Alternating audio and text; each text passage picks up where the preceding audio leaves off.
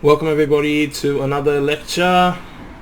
The topic for today is manage diversity in the workplace, and the unit code for this is BSBDIV501. Going forward within this recording, you are free to pause whenever you'd like and return to where you left off. We'll be going through all of the slides today, and we'll be doing the activities as well. As we go through the activities, you are more than welcome to pause and work at your own pace through the activity, and then return back to the slides and the video, and then move forward. So if there's any place where you have confusion or you need to kind of get your head around, you're more than welcome to revisit the video at any time. This will be available on the student portal. So let's get started. So, implement diversity policy. 1.1, locate and review diversity policy. So diversity, essentially, we talk about a variety of people in the workplace. So not one race, not one gender, not one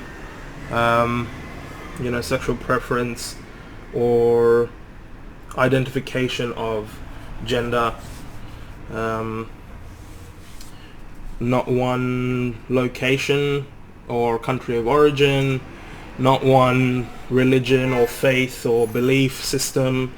We need to have a variety of people included in the business, because ultimately we want to be able to make money from everybody. Look, I understand the idea of diversity, but if we cannot connect it to profits, there is no point.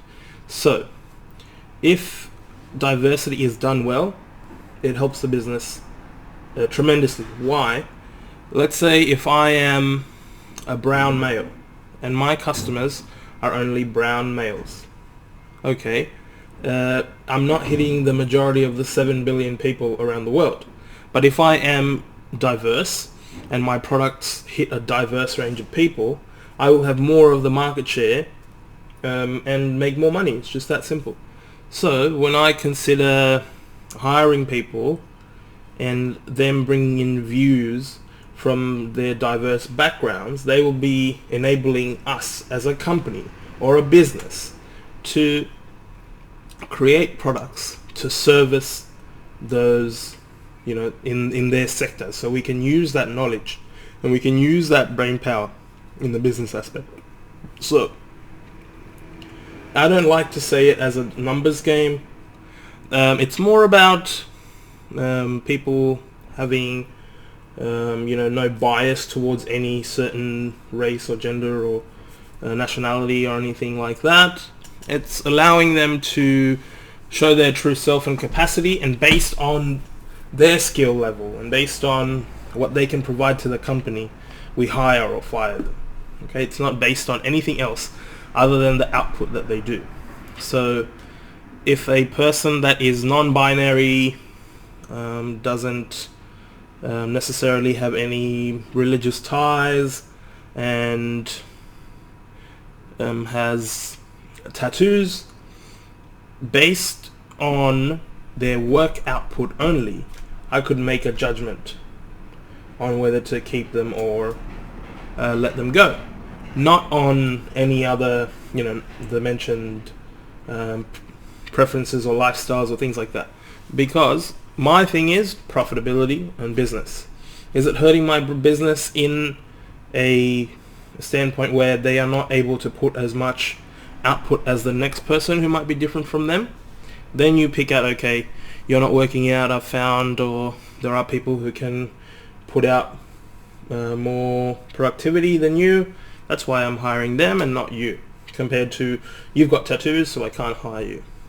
So that's where we're thinking about in today's topic. So we need to essentially, whatever workplace we go to, we need to ask them what their diversity policy is. If we're in our management position, we're asking the higher ups in a higher level or us to create a diversity policy which we will follow throughout the company.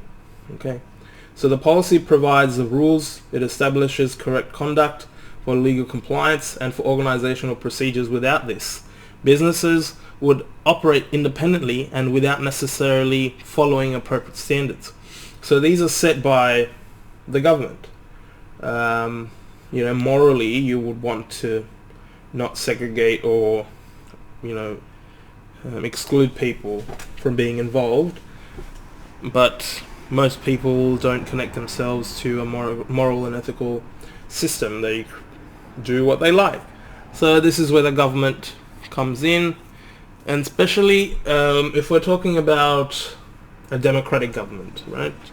If we're talking about other governments around the world, it might be different.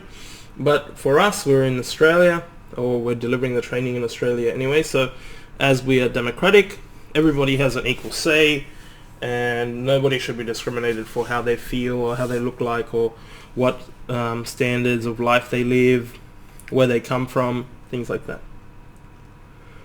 Explaining diversity policy. So diversity can include differences such as age, gender, culture, ethnicity, religion, language, their ability, education, etc. So we might hire somebody that's 50 years old that might be doing more productivity than somebody who's 19 years old. Okay, so we need to be able to not differentiate between age or culture, but more as in the output that they bring for the company and the productivity that they do. Reviewing diversity policy. So your review should include assessing the pros and cons of diversity policy, workplace checks and observations, determining if diversity policy is being followed, checking that work procedures correctly reflect diversity policy, assessing where gaps in the diversity policy procedures exist.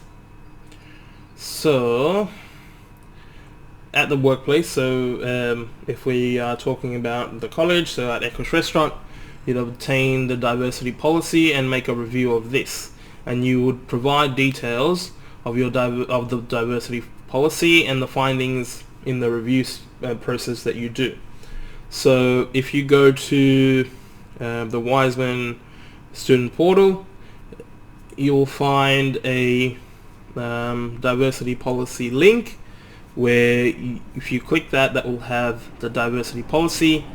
Review that and give us a few points, maybe half a page to a full page of the review of what you find and what interesting things that you find in that diversity policy, and what you think should be included or could be added to that policy.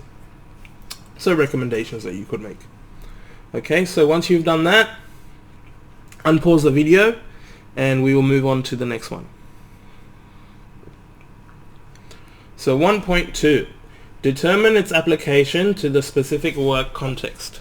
So we're talking about hospitality, we're talking about training, we're talking about food, we're talking about engaging customers. So how does that diversity policy work, right?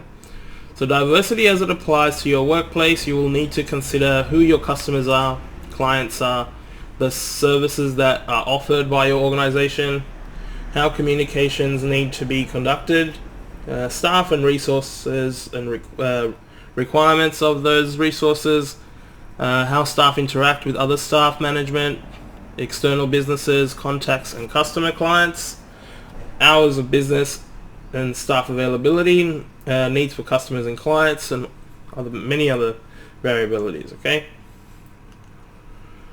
Legislations that support diversity. So these you'll need to remember. Okay, not necessarily that you need to be talking about them all the time or have them, those specific dates, but you need to know what sort of laws protect you in your specific case. So if there's age discrimination at your workplace and you maybe are too young or too old, or are being told that you are too young or too old, this act could come into play and help you or assist you in claiming some sort of misconduct at the workplace. So Age Discrimination Act 2004 essentially will help you to not be judged on your age. Disability, unless you are below the legal limit or legal age that you're allowed to work in the country. Okay, so I think it's 16 for Australia, or maybe I'm not sure, but I would go with 16. If you are working below, I think if you're working with family, I think it's a lot lower. Disability Discrimination Act 1992. So again, if you have a disability, you can use this act to protect you. Racial discrimination, if you're being racially profiled or discriminated against in the workplace, this applies to you. Sex discrimination, dependent on which direction. Let's say if you're in a male-dominated workforce and you're a female and they specify specific tasks for you because maybe they say that you as a female can't do those tasks that require male attributes, and then you see that as discrimination and you feel that you've been treated unfair, this works to yours. So vice versa, if you are in a female dominated workplace and you are being sectioned off because you are a male and you're doing specific tasks because you are seen not worthy or capable to do that because you're not a female, again this applies to you. Australian Human Rights Commission, so this is for everybody, essentially treating everybody equally. It doesn't matter gender, or doesn't matter if wherever you're from, we treat people humanely, not treat them as slaves or anything like that, and everybody has rights and a set of rights, and you can refer back to that if you think you are being breached against that at your workplace. Fair Work Act 2009, think about what set of rules are set for you as the worker, what your benefits are, what you should be getting at the workplace for the output that you do, and it should be at least to the legal standard. And if you're getting above that, I wouldn't see any issues with your workplace, but if you're getting below what the standard is for that country, that location, this could apply to you. Workplace gender equality, again, this is about it doesn't matter what gender you're working for, as long as you're putting the right output and productivity, it shouldn't be an issue. But if it is, then maybe your gender is taken into account when your employers are reviewing you, and this may apply to you. Okay, so we will need to have some sort of knowledge on these acts and the laws that come with it. Okay, so activity 1B, provide a brief outline of how diversity policy needs to apply to your place of work and type of business. So if we think about how diversity policies apply, so we could talk about what processes would we follow in the steps of hiring, what processes would we do in relation to how we handle customers, in relation to how we deal with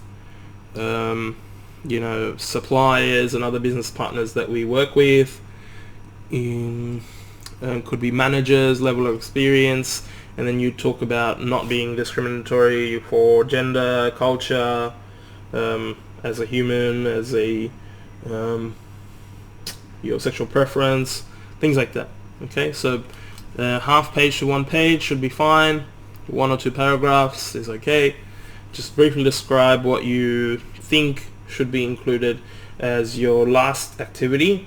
You saw what the diversity policy was like, so you can kind of talk about how it applies to the business and how it should be used. Okay, and dependent on the restaurant, so talk about how it's used in the restaurant, talk about how it would be different in a place such as a hospital, or place such as, it could be a airline, right? So what do we perceive and what is the norm may not actually be satisfying the diversity policies that are in place. So if, let's say, if the company wants to strive for a 50-50 you know, male, female, or let's say if they go 50 or 33, 32, 33 of people who are other male, female. So then if you're actually heavily, let's say in the airlines industry, especially in the servers and hostesses, and you know, they might be more female than male. So are they actually hitting that?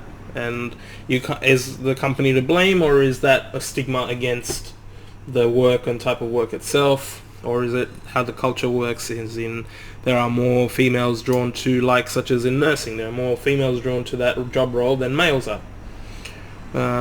So talk about it in that sense. Alright, so when you're ready, unpause the video and we can move on to the next one. Okay, so 1.3, institute actions to ensure that diversity policy is understood and implemented by relevant parties. Okay, so explaining diversity policy to others. Actions to ensure understanding is made include discussions on diversity. So you want to be talking about diversity throughout. You want to, you know, hone it in to everybody, especially people that are new to the industry. A presentation on the workplace diversity policy changes. So if there are any changes in the future, or if you feel like that you've got a lot of new hires, you may need to train them up and get them up to speed on how the diversity works at your workplace. Allowing a short period of time for information to be read, questions asked, and clarification to be made. So like a Q&A that could be held, an open meeting where, you know, you discuss it with your colleagues, and you know, things are clarified on. Okay. Provide support for implementing changes. Supervisors, managers, and employees who need to implement diversity policy may need support during this time. Not only are they applying this within their own work role, they will also need to assist other employees within their work areas. So we need to work together to implement diversity. It doesn't work with just one person trying to push it. Everybody needs to be on board when we put forward the path of diversity and equality. So it's not just, it's the manager's job or it's your job. No, it's everybody's job. Okay. Disseminating diversity changes to all employees. To assist employees understanding policy and procedures may include provide to employees in a written form for reference, displayed in work areas to reinforce diversity in a positive way, so like posters, or you know, it could be digital emails or things like that. Explained in training workshops and sessions. So training, very important. Also have a schedule of training too. Every year maybe you have one day where you train everybody on everything. You know, this could include new features of your business, diversity, what you want to plan in the future, and how you're going to do things like that. So this will really help you on the understanding, and everybody else that's involved in your business on the understanding of diversity. Okay, so how can you ensure that diversity policy actions are implemented successfully in the workplace? So we are making, first of all, we want to start off by including everybody. It's not just one or the manager or the employee, it's everybody needs to be involved and work together. Secondly, we want to make the policies as understandable as possible, allow people to have open discussions, hold training, any information that they need, that we give the access to those information. Also have it openly accessible, maybe have reminders such as posters, send new policy changes and updates via email or handouts, any way that they can use to reference, and any other things that you might develop in your thought process you can use as well, as long as it forwards, you know, and essentially pushes the idea of diversity forward and increases your success rate within those changes and updates to your policies and procedures. 1.4, provide feedback and suggestions for improvement to ensure currency and efficacy of diversity policy. Suggestions and improvements on policy. When implementing diversity policy and procedures in the workplace, a process of reviewing and monitoring can help ensure that policy is being correctly interpreted and applied. Providing feedback and suggestions to employees and work areas opens up a dialogue and encourages employees to think further on new practices. So in this case, we're always thinking about talking to one another, having open discussions, and allowing our body language to be open and free and not exclusive, and be more inclusive in the words that we use, and not letting people feel like that there will be repercussions for them when they speak out. Even if it is negative, it's not a challenge in the sense that they need to be made aware of why it is not positive to do a certain direction or go in a certain direction that they suggest. Okay, so it's not that, oh, you're wrong. It's why you're wrong, or why your process is not as correct as another process or the new process that we will follow. Okay, providing feedback, an insight into how actions are being received, different viewpoints and understandings is very important, as in you will be working with a diverse group of people.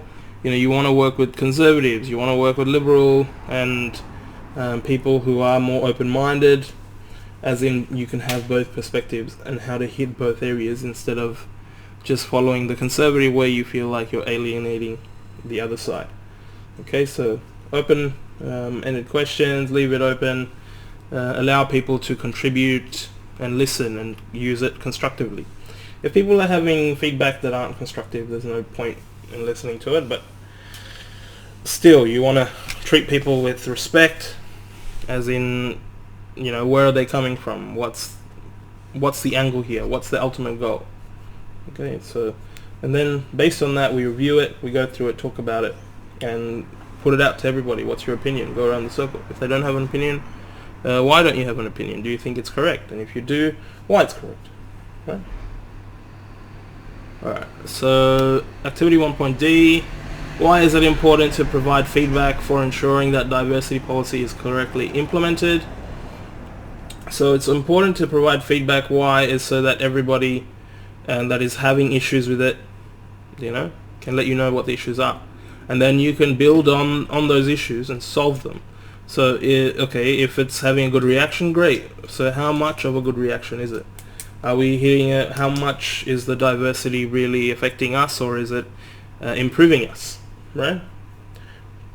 So we want to talk about what our goals were initially with this procedure or policy that we implemented, and have we hit that, or do we need more time? What's holding us back, right? So when we think about, if everybody gives us the opinions, we can compile them and then think about how we're going to attack and correctly implement the policies so that our end goals can be achieved.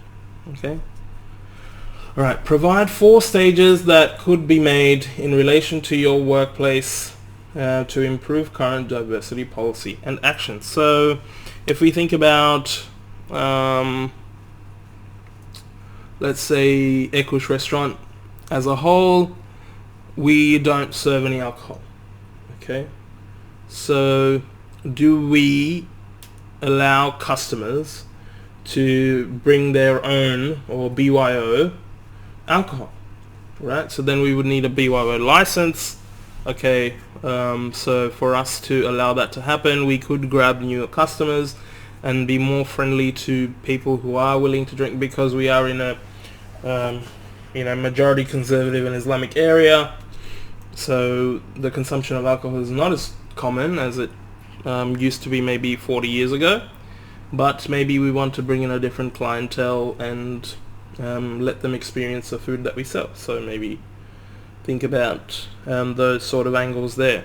So maybe think about including disabled people in our workforce, as we need to stand when we do service. Maybe we could have a designated person in the cash register, you know, for their specific ability. We can include them in those tasks that don't really require standing for long periods of time if they can't do that. So think about how you can rotate people around and have equal experiences on all sections. Maybe you don't want the chef to just be cooking. Maybe you want the service staff to also learn. So everybody should be working as a group and then learning from each other and have equal experience in all sections, right? So you have a diverse, maybe all your chefs are male, then you need to change up that factor and hire an equal amount of male, female, and other, right? So think about those. What's the 4 suggestions that you could make? List them down and then complete those questions. Once you're done, unpause the video and then we can continue on with the next one. Alright, 2.1. Address own prejudices and demonstrate respect for differences in personal interactions. Alright, so identifying prejudices. Prejudices are the viewpoints that we take without evidence of truth or appropriateness. It is the prejudging of a situation or a person and can be negative or positive in intent. So if we're thinking about, let's say, culturally, you know, Islamic people throughout the media are thought to be terrorists in the early 2000s, right? To the mid 2010s, there was a big stigma around Islamic people. As people have become more aware and more, you know, knowledgeable about the religion and the people, you know, you don't associate terrorism with the hot topic that was in the early 2000s. As now we've got recent cases of corona, people are connecting the world disaster and the pandemic with race and Chinese or Chinese-looking people, and, you know, essentially disrespecting or being violent and, you know, racist against those people as they see them on the street, and, you know, connecting 2 and 2 together. How can the person that's been maybe living in Australia for 40 years and visits China maybe to visit their family every 5 to 10 years be responsible for the coronavirus? It's not, you know, it doesn't work that way. Alright, yeah, so really getting yourself educated about the people that you work with, what their backgrounds are, asking questions. What do they do? Be open, be willing to ask, and sometimes you will face barriers where those people are not willing to tell you, and in that case you need to do your research, but it's really important for them to know where you're coming from. You know, let them know, look, this is not any way a situation where I want to disrespect you or cause any tensions between us. I just want to know how you approach your day, what you do, what your culture is like, what your heritage is like, you know, things like that. And I think it's also important for people of different backgrounds to educate other people of their other backgrounds and educate each other on how their lives work and how they can make it work a bit better and a bit smoother. Addressing prejudices will mean recognizing when you take a certain approach that may be influenced by prejudice, evaluating such actions that you take, analyzing why you may believe something to be true, taking stock and actively working against prejudices in your actions. So these are all, you know, really coming back to understanding and really assessing self and being self-aware and aware of others and being open to learning, okay? And understanding when you've done wrong and accepting that you've done wrong and how you can improve it. A lot of people can be stubborn and say, no, the way I'm doing it is what I like. And if you need diverse people, and you will, you need to understand how those people live and how they work and what things happen and how they happen. So we need to understand that going forward. Respecting differences. Demonstrating respect in personal interactions include following appropriate organizational communication protocols, speaking, communicating in a courteous and polite manner, listening to others and encouraging freedom of speech, opinions, questions and ideas from colleague and employees, etc. So, we're thinking about how we would treat each other, how you would like to be treated, and how you would treat others need to be the same. You can't be expected to held to a different standard and then treat people at a lower standard, right? So equally and efficiently, and follow the proper procedures that are in place in the company. So, activity 2A, choose a situation that you have experienced at work to assess if your communications or actions were influenced by prejudice.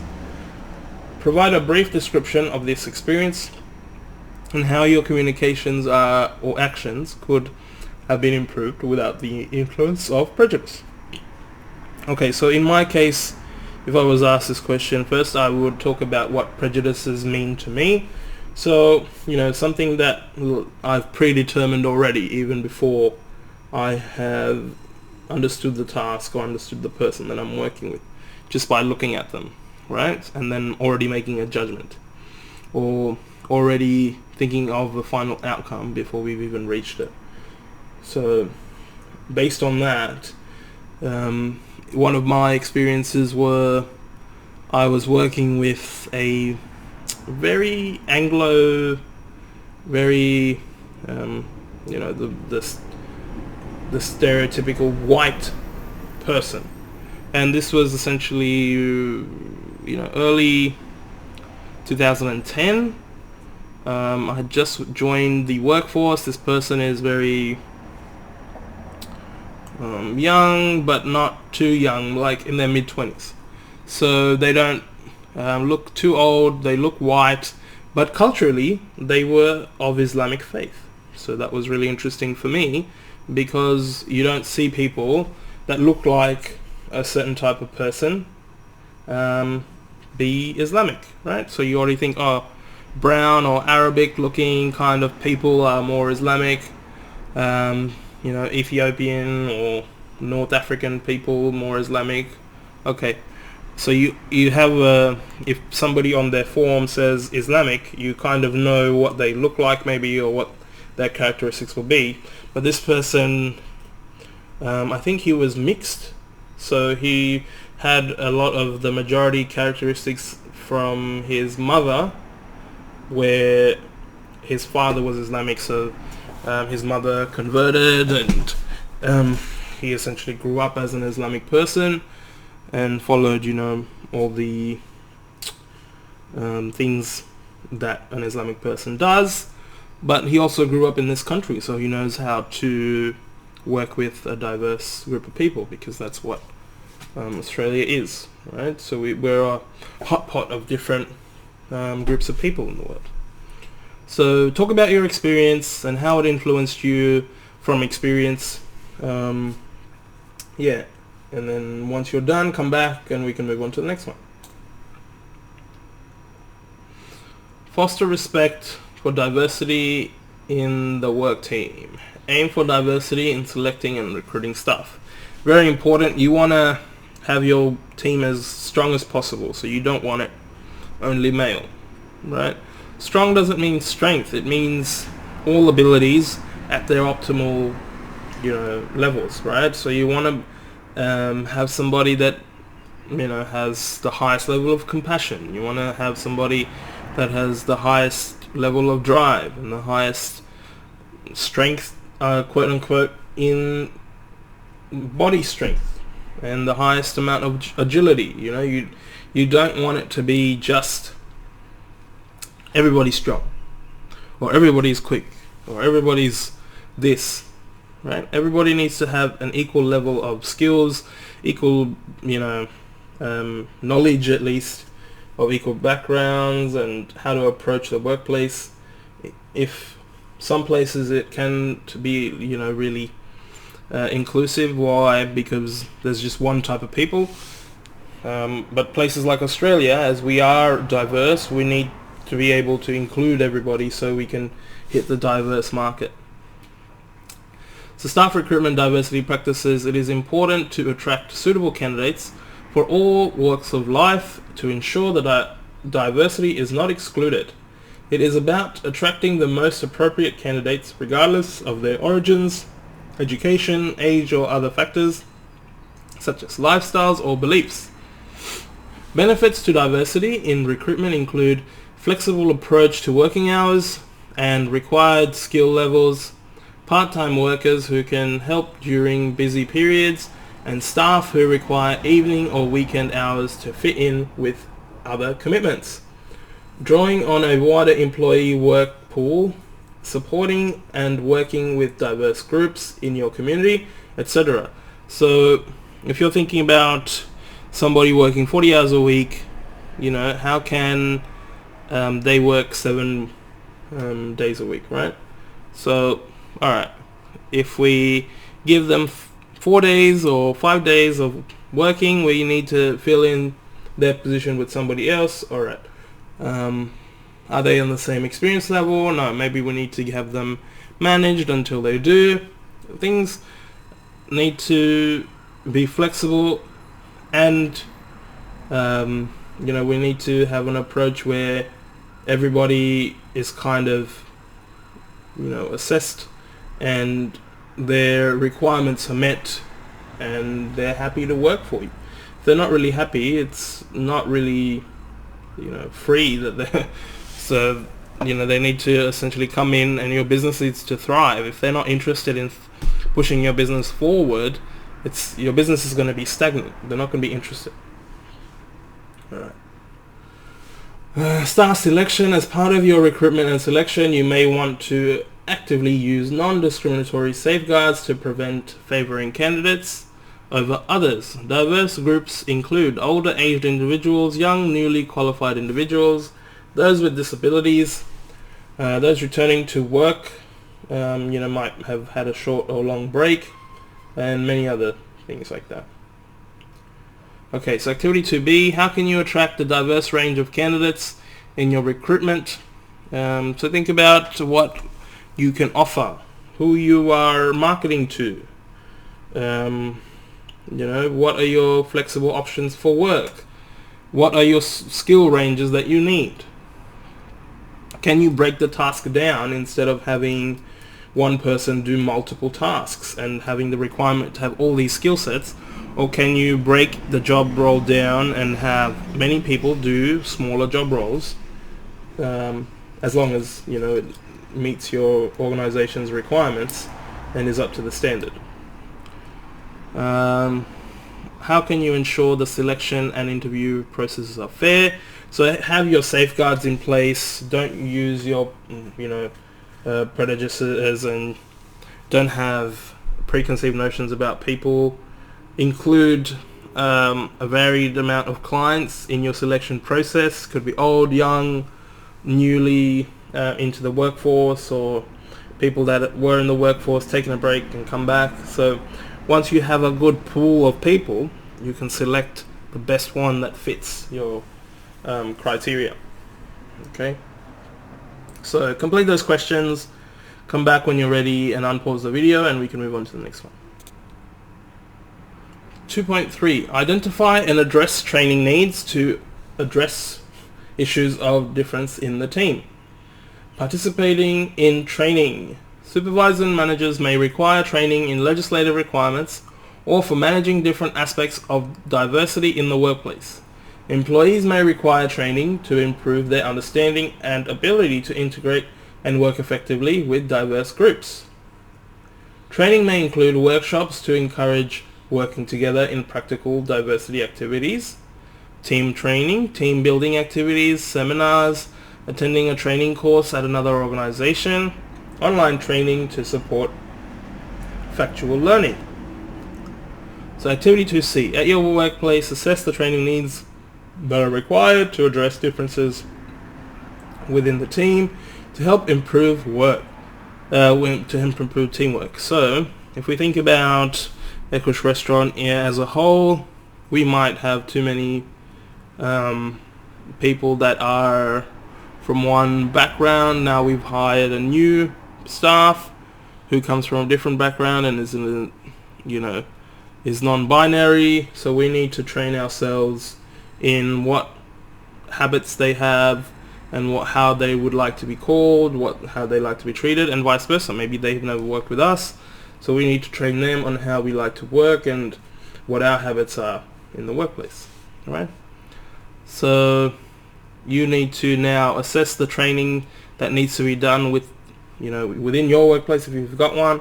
If not, then you need to list what we need to know in our hospitality venue, so like the restaurant or the events venue, things like that. Okay, so think about it. Let us know what you think we would require and what the differences we have between people. Maybe we need to learn food knowledge about different cultures, or maybe we need to include people from a different age range as we open up the business to a different age range and different cultural background. So we need to now learn those things. So we need to go through training. Okay, so complete that. When you're done, come back and we can move on to the next one. 2.4, manage tensions and encourage collaboration and respect between staff who struggle to work effectively with differences. So keep interactions positive. Tensions, conflicts, and issues may be caused by differences of opinion, different ways of working, poor communication, competing needs, cross-cultural issues, racial or religious issues, abuse of power, workplace bullying, and many other sources. So even the media can play a lot of heavy roles in this situation too, and how they see one may not be how they see the others, so it plays a big role, especially from what you know and how you should be expanding your mind, learning new things. If you just stay back, let's say if we were still using the same technology as we were during the 1980s, we would never be able to learn and have the technology we have now. So we need to always be learning and educating ourselves about these processes that are involved in our workplace. Manage employee difference. Ensure you provide adequate guidance and supervision to all team members when managing team differences. Assessing team dynamics is important to prevent frictions from occurring. Unresolved issues. Issues that are resolved can become serious and impact on individuals or your organization's workplace. Frictions can turn into conflicts over time and may need further management to address these. So, you really need to step in, be reviewing your staff and see where they're having conflicts and what the problems are. Talk to them individually and then talk to them as a group and see how you can train them or what is lacking from their their knowledge or brain, so that you can bestow upon them this new knowledge and how to essentially go over this hurdle that they're facing together. Alright, so as a role play activity within your group, work in small teams. One individual should represent the person in charge of the work team, while the other members should represent the work team itself.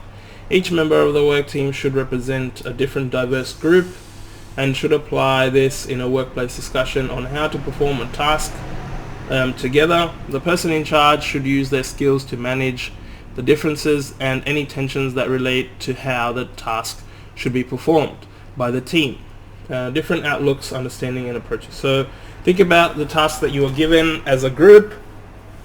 You need to talk about who the leader was, what they, how they gave you instructions, how their approach was to you. So they were friendly, they took their time to speak to you, and they allowed you to speak and take your time.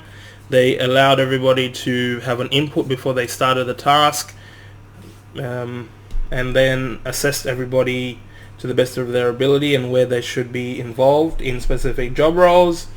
And then they put you into that job role, monitored you throughout the process, and then if you had any difficulties, tried to give you aid or any solutions that could help you be a bit better in those processes. Once you've gone over the work activity, you have given a debrief on what you've done to the manager and any places that you would like improvements on, and they have taken that feedback and then maybe created a solution or a possible solution, and hence you've, at the end of the work task, were able to achieve your activity a lot better. Alright, so once you're done with that, come back and we can move forward from this one. Okay. 2.5. Assist staff to see what the working effectively with differences is a strength that can improve the organization's products, services, and customer relations. Promoting differences as a strength. Differences can bring together a variety of skills, experience, and understanding within the workplace. When used and managed effectively, this can greatly increase the overall skills and achievement of work teams and objectives.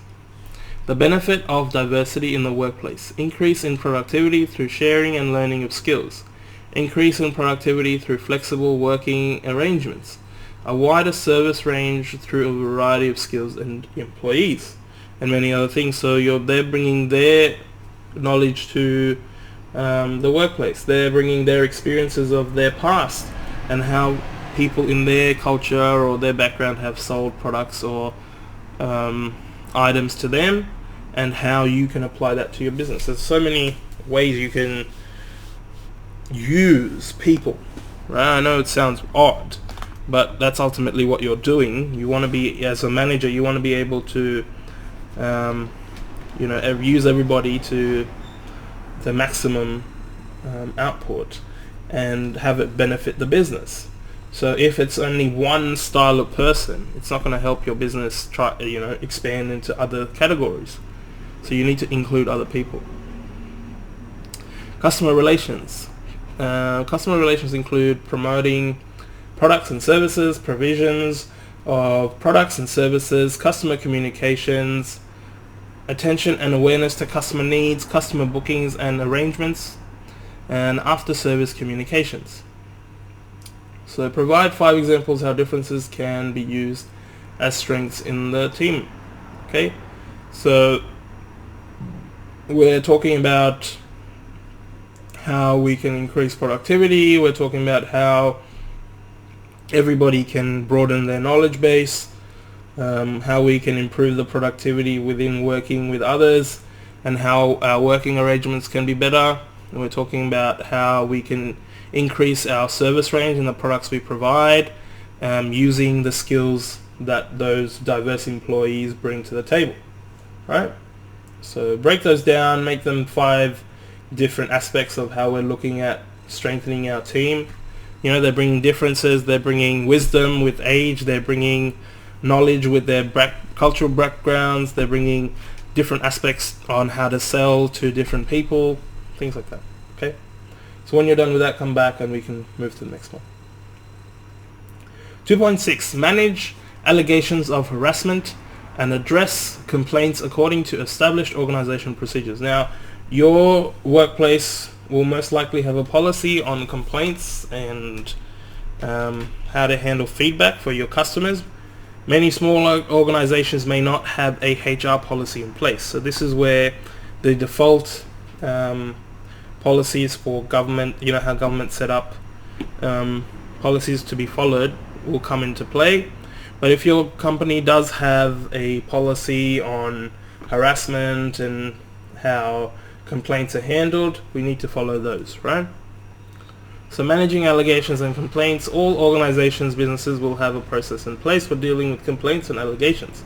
This will need to be followed closely with accuracy. This will include grievance processes, conflict management, and disciplinary actions if we can. So if we're moving forward to firing somebody, what's the reason? If we're moving forward to giving somebody a suspension, what's the reason, right? We need to not just give one outcome without it being valid. So the grievance procedure includes how and when actions need to be carried out and by whom. Is there somebody to help prevent situations from escalating into unresolved situations of conflict? So in your case, if you're the manager, this would be you, right? Complaints or grievances, procedures may be formal or informal. Sometimes you could have a written report done as you're doing it, or you could just sit down and have a conversation in general, depending on the nature of the complaint. If it's serious, you need to have a serious meeting, right? An informal meeting with documentation, evidence, and all those things. Maybe record the meeting as well, just for your own safety and theirs as well. Civil Dispute Resolution Act 2011. This act is in place to help parties settle their disputes before seeking legal action. It has included flexibility to enable those seeking a resolution to find the correct approach to resolve their issues. So activity 2F. Provide details of what grievances or what is included in the grievance procedure at your workplace. So we need to look up the grievance procedure for a company. So if you're thinking about ECUSH, if anybody's got a grievance or a complaint, we would need to have a formal meeting where it's recorded, and we would need to sit with both parties who have the complaint. So this could be just the worker with the company, or this could be worker with another worker, and then we need to determine, give both workers or the company and the worker equal time to explain their point of view, and then ultimately we need to come to a mediation where if there is people in the wrong, okay, then we need to determine who was in the wrong. If not, we need to come to a mediation where both parties will be happy with a ultimate outcome that we foresee or we want to get to. And once we do get to that outcome, we need to see if both parties are happy, so we'll conduct a review and if anything needs to be improved on. All right. So jot that down, put some of your own examples if you've got them, and then let's move on to the next one when you're ready. So unpause the video when you're ready and let's go on to the next one. Okay, 3.1. Promote the organization's workforce diversity in internal and external forums to enhance the company's image and reputation. So, like I've talked about it before, ultimately the goal is so the company thrives, right? We don't want a company to focus on diversity and essentially lose what it's called, point is to make money and so that all the employees can survive. But if we don't include diversity into that plan, our reputation may take a hit by not doing that. So allowing open communication, allowing signage to be put up in place, hiring different people from different backgrounds really allows the reputation to be built and be evolved as times evolve. So actively promote diversity. Opportunities to promote diversity should be taken where possible. This will ensure that diversity issues in the workplace are kept at bay and that inclusion practices are successfully encouraged and maintained. Internal forums include a stakeholder meeting, employer and senior management discussions within the work premises. For example, on notice boards or staff events and meetings, in staff mentoring or sponsorship programs, at customer client events, such as hosting a cultural, food or music event. So, you've got maybe specific cultural holidays where you could open up your floors or your venue to your workers, kind of displaying what their culture is about, helping teach people on what their culture is about, things like that, making it more open and allowing the thought process of everybody to say that, okay, we are able to use our cultural background and our preferences and our age and our wisdom and our knowledge to the benefit of not only us but also the company, and the company is willing to share that process. Unless you're putting out the statement as a manager or as a company that they have to follow a certain specific way and they can't include any of their experiences. Well, if you're okay with having that reputation, that's fine, but it's not going to help you in the long run, especially in a country that is diverse and has to include a lot of these people. I see a lot of these supermarkets include halal products and kosher products. Why? Because the areas are diverse, so they need a diverse amount of clients. If they're if majority of their clients were Christians and now have moved out, you can't blame them for trying to grab the market that exists in their area now, because how else are they make money? They have employees to think about. They have people that they've hired, and their livelihood depends on them. So they need to think about, how do we approach this new demographic that we have now, right? External forums include in the local or national press or radio, via the internet or websites, industry seminars or trade events, at networking opportunities, community fairs and shows. So we're thinking about really putting out our information, making it accessible to everyone in any form that can be possible, right? So we're not trying to limit ourselves. The cheapest way you could do it is have a website, include all your information, direct all the people there, print out some posters just on a printer, laminate them, stick them on the wall so they can read them, put them on a chalkboard or a corkboard, so people can read them, and you can take them off as they get older, put newer ones on, things like that. Enhance organizational image. Enhancing the organization's diversity image will attract more diverse customer base, client base, and will show that you are able to provide products and services that meet the customer, clients, and needs. So if you're going to be stuck in the past and the past is not here with you, you're going to be in the past. You're not going to exist anymore. So you need to move ahead with the times. Understand who your clients are now, or who you want them to be, and then focus on that. Right? If you feel like you want to focus on people from Jupiter, yes, that's great. Are there people on Jupiter? Not sure. But are they your customer base? Are they coming to you? There's no point in focusing on people that are not your customer base, essentially, right? So think about who's around you, who's local, who's going to be your ultimate purchaser, and how you're going to attract them to purchase from you.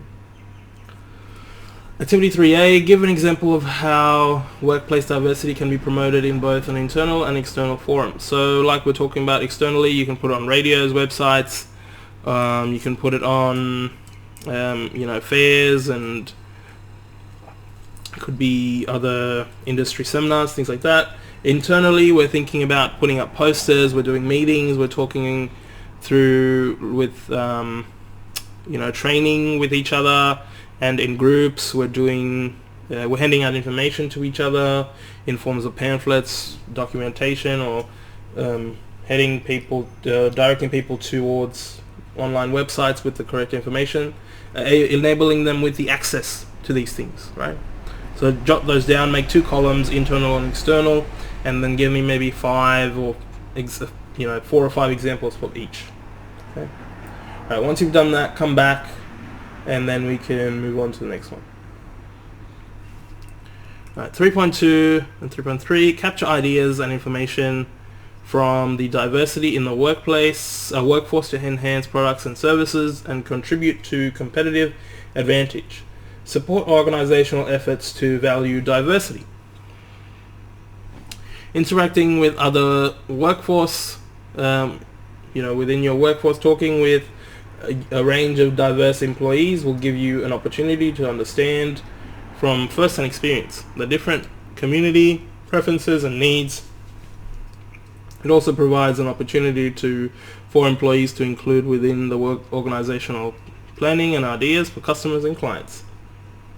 So the more you interact with everybody, essentially, the more you get to know how they can help you within your business, the more you can plan out how you're going to create potential products for your new or existing clients, and how you can create possible benefits in the future for everybody, monetarily or in other processes. You can discuss workplace ideas in employee meetings, brainstorm ideas for different customers and client events, provide a suggestion box for event ideas or themes, ask employees to define what diversity means to them. Alright, so valuing diversity Organisational diversity values may include the breaking down of negative prejudices and barriers with those who are different, workplace workplace collegiality, treating all the people with respect and dignity, welcoming difference. So when you're putting all this into your workforce, they'll feel appreciated and be willing to work cohesively and work together instead of, oh, you're doing this and I'm doing that, let's not mix it. The more we can mix it, the more we can include each other in the work that we have and share the load, the better we will come out of it. Okay. Diversity strategies. Using strategies will help you to maintain the required focus with your organization's diversity needs. This focus will ensure that that actions are formulated and carried out appropriately and to plan. So, activity 3B. So I think this is the last activity. So in a group discussion as directed by your trainer, discuss how ideas and information on diversity can be obtained in the workplace to improve organizational business and how organizations can value in diversity. So, we're putting value in diversity in how the workload can be distributed, how can we improve our work and the output that we do, the products that we sell. We can have more input from people of the same customer background and use that to our advantage and see what potential things we could sell to them and improve our product range. We could prove our things about the ideas that come across, what new things are being developed, including newer technologies, including people from different faiths, cultures, which will broaden our knowledge base. So many things. So give me about half a page on that, and then we can move on. So this is the last activity. Once you've completed this one, your learner workbook will be complete. Submit that to your trainer for marking, and then we will need to complete the multiple choice, which is online. And then we've got the 3 assessments, which is knowledge, skill, and performance. So we will do that in as we go. So complete this activity, send off your workbook to your trainer. They can mark it and give you an outcome. If you have any questions, don't be afraid to ask me if you see me, or shoot me an email at admin@wisemaneducation.com.au. I can try and direct you or guide you in the best way possible, or give you an answer to the best of my ability. Or you can just ask your trainers if you don't want to ask me. More than free, but don't hesitate if you see me to ask me, or just say hey whenever you need to. So if you've got any feedback or any suggestions, don't be afraid to tell me. And we've still got the assessments to go. So once you're done with this activity, submit the workbook to the assessor, and then I will see you in the next one.